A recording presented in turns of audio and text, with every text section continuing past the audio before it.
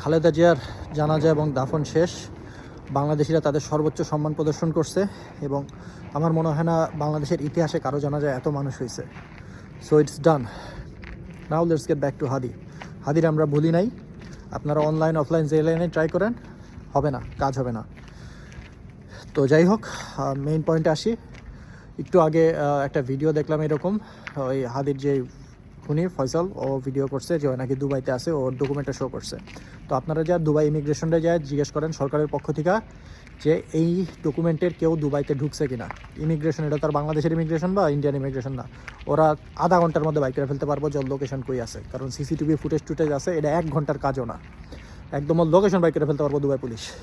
খালি সরকারের পক্ষ থেকে আপনারা উদ্যোগ নিয়ে জিজ্ঞেস করেন যে এই লোক আছে কিনা, যদিও চাপা পিটায় না থাকে। আর যদি চাপা পিটায় থাকে তার মানে তো উদাইকে যাইতেছে।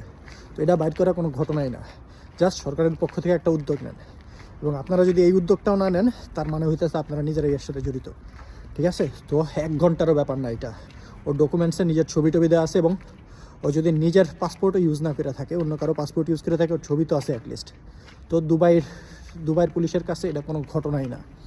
যেমন এটা যদি ফিনল্যান্ডে হইতো, ওরা 1 ঘন্টার মধ্যে আমার লোকেশন সব ট্র্যাক করে ফেলতে পারতো, ক্যামেরা করা। মানে কারণ আমি কোন জায়গা দিয়ে গেছি, এসব জায়গার ক্যামেরা তো আছে। আর দুবাই ফিনল্যান্ডের থেকেও বেশি ওদের সিকিউরিটি, মানে এক্সপার্ট ওরা অনেক। তো এগুলো কোনো ব্যাপার না, জাস্ট সরকারের পক্ষ থেকে একটা উদ্যোগ নিতে হবে যে চাপা পিটাইতেছে নাকি আসলে দুবাইতে আছে। জাস্ট একটু গা খাটান। আর দুবাইয়ের যে বাংলাদেশি ভাই ব্রাদাররা আছেন, আপনারা চাইলেই খুঁজে বের করতে পারবেন ওরে। আপনাদের পক্ষ থেকেও কেউ ইমিগ্রেশনে যা খোঁজখবর নিতে পারবেন। প্লাস হচ্ছে কোন চিপার মধ্যে আছে, যদি পারেন একটু খুঁজে বের করেন। ওরে বাইর করলে মনে করেন পুরো হিস্ট্রি বেড়ে যাব। ঠিক আছে?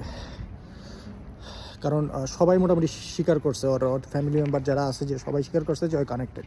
এরপরে যদি অস্বীকার করে, পরেরটা পরে দেখা যাব। আগে ধরে নিয়ে আসেন।